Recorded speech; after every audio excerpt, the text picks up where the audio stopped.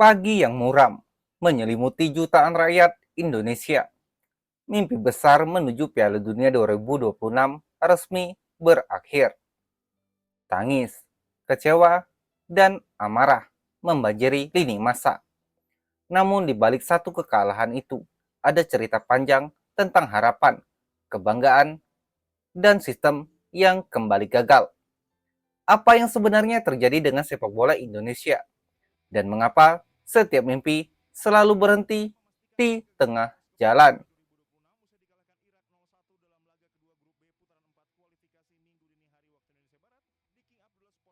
King Abdullah Sport City, Minggu dini hari, menjadi saksi ketika Garuda harus menundukkan kepala.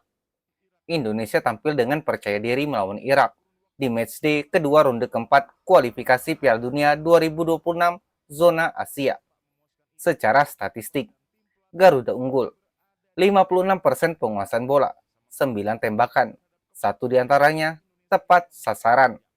Irak hanya 7 tembakan, 2 ke gawang. Namun sepak bola tak mengenal keadilan angka. Gol tunggal dari Zidane Iqbal di menit ke-76 menjadi pisau yang menghiris habis mimpi seluruh bangsa. Dengan kekalahan 0-1 ini, Indonesia harus puas menjadi juru kunci grup B. Artinya jelas, tiket menuju Piala Dunia 2026 resmi tertutup. Sebuah perjalanan luar biasa, tapi juga akhir yang menyakitkan.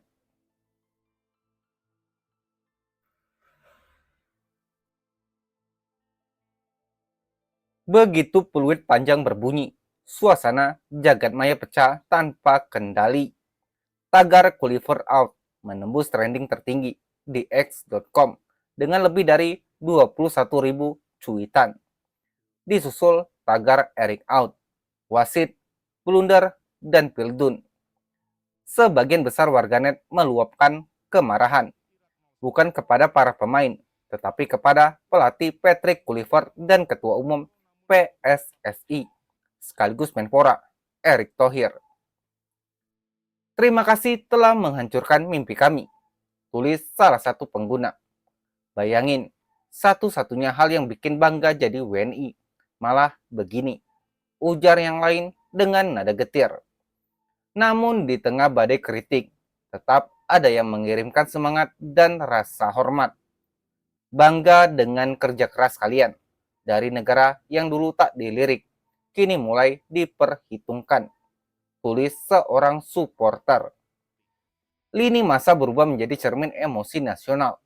Antara marah, sedih, dan bangga. Bercampur jadi satu.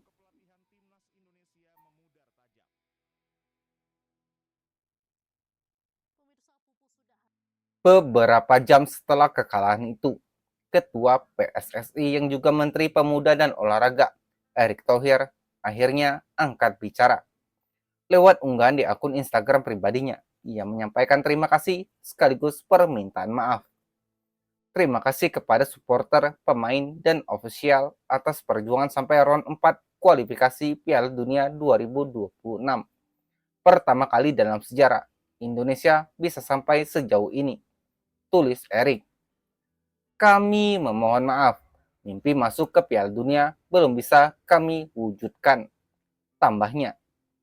Unggahan itu langsung diserbu ribuan komentar, sebagian menyampaikan dukungan, tapi tak sedikit yang menuntut pertanggungjawaban.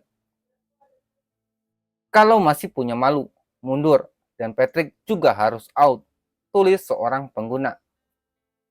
Ketika dilatih Sintayong, pertahanan kuat, pas diganti Patrick, hancur depan belakang, tulis lainnya.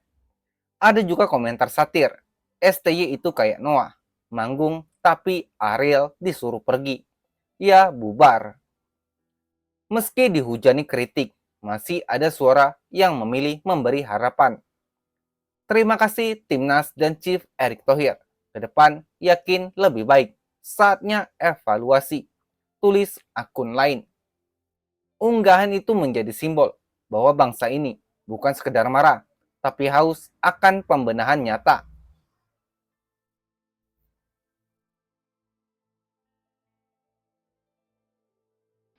Jika kita menelisik lebih dalam, kekalahan ini hanyalah puncak dari gunung es yang lebih besar. Sejumlah pengamat sepak bola menilai bahwa struktur manajemen sepak bola Indonesia masih rapuh, dari kebijakan federasi, pola pembinaan, hingga keputusan strategis yang sering kali politis. Pergantian mendadak dari Sintayong ke Patrick Kluivert disebut sebagai salah satu kesalahan fatal. Persiapan minim, komunikasi buruk, hingga gaya permainan yang belum menyatu membuat performa tim goyah di momen krusial. Namun di balik kekecewaan itu, tersisa bara kecil harapan. Generasi baru Garuda seperti Marcelino, Elkan Bagot, hingga Rafael Struik telah menyalakan nyala baru di hati jutaan rakyat. Mereka telah menunjukkan Indonesia bisa bersaing, asal sistemnya mau berubah. Kekalahan ini bukan akhir, tapi cermin bagi kita semua, bahwa mimpi menuju Piala Dunia bukan sekedar tentang bola yang bergulir, tapi juga tentang bagaimana sebuah bangsa belajar memperbaiki dirinya sendiri. Garuda memang jatuh, tapi ia belum mati. Karena dari tanah yang paling dalam, sayap itu akan kembali mengepak. Jika kita mau belajar dari luka ini. Kalau kamu juga masih percaya Garuda bisa bangkit, tekan subscribe, nyalakan loncengnya, dan tulis pendapatmu di kolom komentar. Menurut kamu, apa langkah pertama yang harus dilakukan PSSI setelah kegagalan ini? Apakah mengganti pelatih, mereformasi manajemen, atau mulai dari pembinaan akar rumput? Sampai jumpa di video berikutnya. Stay waras di dunia yang semakin gila.